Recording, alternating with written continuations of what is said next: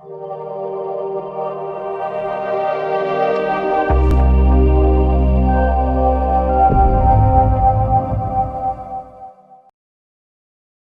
राजस्थान के YouTube channel में आपका हार्दिक स्वागत है। अपने राजस्थान में जो वैकेंसी आई है जूनियर अकाउंटेंट तैयार है, उसके लिए राजस्थान सेवा नियमों का अध्ययन कर रहे थे।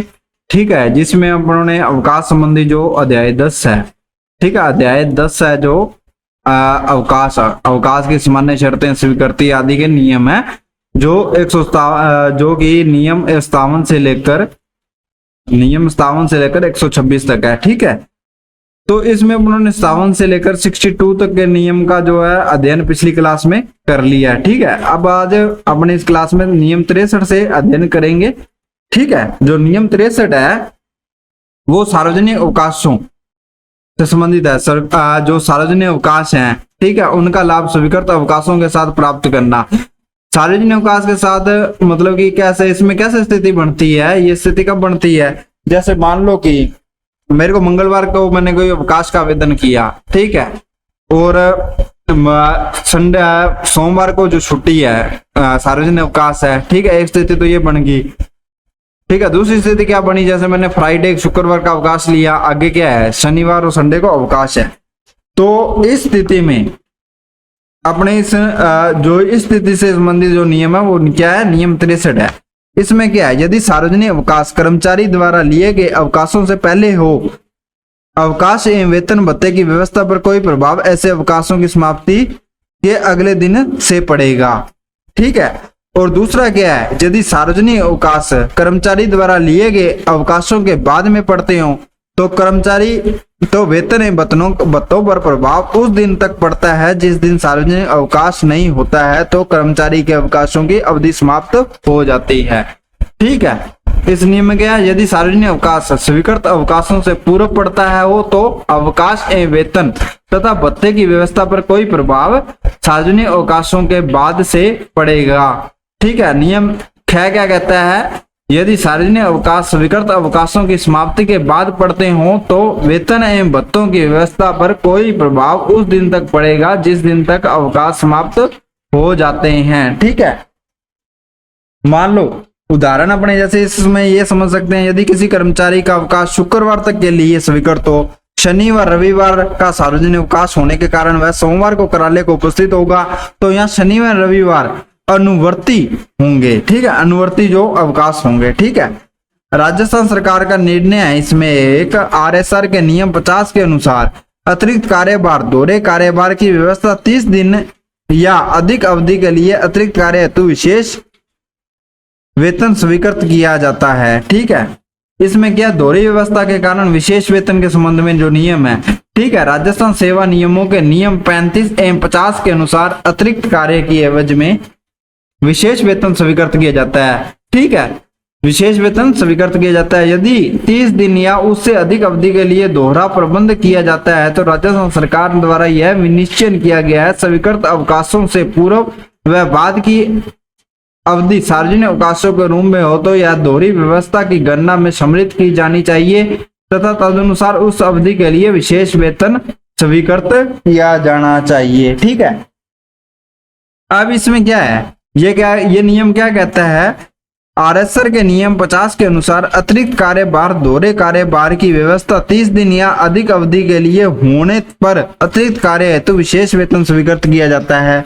नियम 50 के अनुसार किसी कर्मचारी द्वारा अपने पद के कार्य के साथ किसी अन्य पद का अतिरिक्त कार्य करने पर विशेष वेतन स्वीकृत करने के लिए अवकाशों के पूर्व व बाद की अवधि को इस दोहरी व्यवस्था की अवधि में शामिल किया जाना चाहिए एवं उसी अनुरूप विशेष वेतन स्वीकृत किया जाना चाहिए। ठीक है, अब इसमें जो ये क्या है, ऐच्छिक अवकाश का आकस्मिक या नियमित अवकाश के साथ सम्मिलन। ठीक है, मान लो इसमें ये स्पष्टीकरण है, प्रतिबंधित सार्वजनिक अवकाश, रिस्ट्रिक्ट RH बोलते हैं जिसको। ठीक है, राजस्थान सेवा नियमों के नियम 7, 12, ख के अंतर्गत अवकाश की श्रेणी में नहीं आते हैं। ठीक है, जो RH होते हैं ना नियम, जो कि है ये अवकाश की श्रेणी में नहीं आते हैं। राजस्थान सेवा नियमों के नियम 7, 12, ख के अंतर्गत अवकाश के में सम्मिलित नहीं है, लेकिन यह अवकाश सार्वजनिक अवकाश के समान होते हैं। ठीक है। इसमें ये क्या कहते हैं, और जैसे हर राज्य कर्मचारी को 2 ऐच्छिक अवकाश दिए हैं, ठीक है, जो वो अपने हिसाब से लोकल त्योहार पर अपने ले सकता है। ठीक है, ऐच्छिक अवकाश के दौरान सरकारी कार्यालय खुला रहता है एवं सरकारी कामकाज निपटाया जाता है। मान लो किसी ऑफिस में 12 कर्मचारी हैं तो 12 के 12 ऐच्छिक अवकाश पर नहीं होंगे। ठीक है, तो 2 चार्ज आते हैं तो भी कार्यालय खुला रहता है, उस दिन का कार्यालय बंद करने का कोई आदेश नहीं होता। लेकिन यह अवकाश सार्वजनिक अवकाश के समान ही होता है। अतः वित्त विभाग की अधिसूचना क्रमांक ये जो 82 है दिनांक 15 सितंबर 1990 के द्वारा नियम 64 को के नीचे जोड़े गए स्पष्टीकरण के अनुसार ऐच्छिक अवकाश नियमित अवकाश या आकस्मिक अवकाश के पहले या बाद में लिए जा सकते हैं। ठीक है, इसमें क्या है, प्रत्येक कर्मचारी है जो स्थायी कर्मचारी है उसको प्रतिबंधित अवकाश की तिथियों में से अधिकतम 2 अवकाश दे होते हैं। ठीक है, किसी भी प्रकार के नियमित अवकाश या आकस्मिक अवकाश के पूर्व बाद में ये लिए जा सकते हैं। ठीक है, उसके बाद आता है नियम 64। ठीक है, नियम 64 जो एक अवकाश में नियोजन स्वीकार करना, जो नियम 64 है वो किससे संबंधित है, नियम 64 1 के अनुसार एक राज्य कर्मचारी को उसे स्वीकृत अवकाशों की अवधि में कोई व्यवसाय की संस्थापना करना, चार्टेड अकाउंटेंट या सलाहकार, कानूनी तथा चिकित्सा संबंधी सलाह या परामर्श आदि का कार्य सरकार की पूर्व अनुमति के बिना स्वीकार नहीं कर सकता। ठीक है, नियम 64 जो 1 है उसके अनुसार एक कर्मचारी अवकाश की अवधि में कोई अन्य सेवा या नियुक्ति नहीं प्राप्त कर सकता, निजी व्यवसाय की स्थापना नहीं कर सकता, सरकार की पुनरावृत्ति करना नहीं कर सकता। ठीक है, यदि एक कर्मचारी अवकाश के दौरान किसी सरकार या निजी नियोजक के अधीन सेवा करने की अनुमति प्रदान कर दी गई हो तो उसका अवकाश वेतन सरकार के आदेशों द्वारा निर्धारित विभिन्न प्रतिबंधों के अधीन रहेगा। ठीक है, इसमें क्या है, मान लो नियम तो ये कहता है 64 1 के अनुसार एक राज्य कर्मचारी स्वीकृत अवकाशों के अवधि में कोई व्यवसाय की संस्थापना, ठीक है, स्थापना, चार्टेड अकाउंटेंट या कानूनी सलाह का कार्य नहीं कर सकता। ठीक है, और यदि उसके द्वारा ये अनुमति प्रदान करनी होगी और उसे अनुमति दे दी गई है तो जो अवकाशों का वेतन है वो सरकार की शर्तों के अनुरूप ही दे होगा। ठीक है, नियम 64 1 के नीचे दी गई टिप्पणी संख्या 1 के अनुसार इस नियम के तहत उसे ऐसी संस्था के संबंध में जो अंतर्राष्ट्रीय एजेंसी, सार्वजनिक निकाय अथवा सार्वजनिक क्षेत्र की संस्था जो राजस्थान में स्थित हो 1 वर्ष अथवा 3 वर्ष जैसी भी स्थिति हो की अवधि से परे नियोजन स्वीकार करने की अनुमति प्रदान नहीं की जाएगी। ठीक है, ये अब इसमें नियम 64 2 है जो अपने नियम 64 का अध्ययन कर रहे थे जो अवकाश पर नियोजन स्वीकार करने से संबंधित है। उसमें 64 1 अपनों ने पढ़ लिया कि सरकार की पूर्वानुमति के बिना कोई भी कार्य नहीं कर सकता। ठीक है, उसके बाद ये नियम आता है 64 2। नियम 64 2 व उसके नीचे दी गई टिप्पणी स्पष्टीकरण के अनुसार एक कर्मचारी जिसको अवकाश काल में किसी सरकार द्वारा निजी सार्वजनिक क्षेत्र के निगम के अधीन सेवा स्वीकार करने की अनुमति दे दी गई हो तो उसे स्वीकृत अवकाशों की अवधि में अर्ध वेतन अवकाश पर देय वेतन के समान अवकाश दिया जाएगा। यह प्रबंध ऐसे कर्मचारी पर लागू होंगे जो अस्थायी सेवा में हो तथा जिससे कोई टर्मिनल अवकाश अथवा सेवा समाप्ति स्वीकार कर लिया गया हो। ऐसा प्रबंध उस अधिकारी पर लागू होगा जो किसी अनुबंध के आधार पर नियुक्त किया गया है। ठीक है, इसमें क्या है, नियम 64 2 के द्वारा अवकाश वेतन पर लगाए गए प्रतिबंध अस्थायी कर्मचारी पर भी प्रभावी होंगे। ठीक है, उपरोक्त प्रतिबंध अनुबंध पर कार्यरत अधिकारी कर्मचारियों पर भी लागू होंगे। ठीक है, नियम 64 2 उसके नीचे दी गई टिप्पणी 1 के अनुसार आकस्मिक प्रवृत्ति के साहित्य कार्य अथवा किसी परीक्षा के लिए परीक्षा के रूप में कार्य करने अथवा उसके समान कार्य करने वाले मामलों में लागू नहीं होगा। इसी प्रकार सेवा नियम 141 के अंतर्गत विदेशिक सेवा के समय सेवा काल पर यह नियम लागू नहीं होगा। ठीक है, नियम 64 2 उसके नीचे दी गई टिप्पणी संख्या 2 के अनुसार यह उन कर्मचारियों पर प्रभावशील नहीं होगा जिनकी एक सीमा तक प्राइवेट प्रैक्टिस करने एवं उसके एवज में शुल्क प्राप्त करने की स्वीकृति उसकी सेवा शर्तों के अनुसरण में दी गई हो। ठीक है, अब इसमें ये 2 चीजें आ गई हैं, एक तो ये नियोजन स्वीकार करना कैसे कर सकता है और उसमें क्या होगा और ये किस पर प्रभावी है किस पर नहीं प्रभावी, उस मन में टिप्पणी आ गई है। ठीक है, ये इसमें अपनों ने टिप्पणी में पढ़ लिया है। ठीक है, ये नियम कहाँ का प्रभावी नहीं है। ठीक है, जिसका विदेशिक सेवा पर प्रभावी नहीं होगा। ठीक है, जैसे निजी प्रैक्टिस करने की सेवा काल के नियमों में छूट दे रखी है तो वह भी लागू नहीं होगा। ठीक है, सार्वजनिक इकाई के 3 वर्ष या 1 वर्ष से अधिक के लिए नहीं दी जाएगी। ठीक है, ये चीजें इसमें अपनों ने पढ़ ली है। आगे जो नियम है 65(1) अस्वीकृत अवकाश। ठीक है, अनिवार्य स्वीकृत जो 65(1) नियम जो है किससे संबंधित है, जब एक कर्मचारी अन्य अनिवार्य सेवानिवृत्ति की तिथि से पहले निवृत्ति पूर्व अवकाश पर चला जाता है। ठीक है, नियम 65(1) के अनुसार यदि कोई राज्य कर्मचारी सेवानिवृत्ति अनिवार्य सेवानिवृत्ति की तारीख से पहले निवृत्ति पर चला गया हो तथा उसे ऐसे अवकाश में सरकार के अधीन किसी पद पर नियुक्त करने की आवश्यकता पड़ती हो तो वह कर्मचारी कर्तव्य पर आने के लिए सहमत भी हो तो उसे सेवा में वापस बुला लिया जाएगा और उसकी सेवा में उपस्थिति की तारीख से जो भी अवकाश का भाग बचा रहेगा वह निरस्त कर दिया जाएगा। ऐसा निरस्त किया गया अवकाश अस्वीकृत अवकाश माना जाएगा और वह अनिवार्य सेवानिवृत्ति की तारीख से पुनः नियुक्ति की सेवा समाप्त होने के बाद स्वीकृत किया जाएगा। मान लो ये नियम क्या कहता है, इस नियम के तहत एक कर्मचारी है जो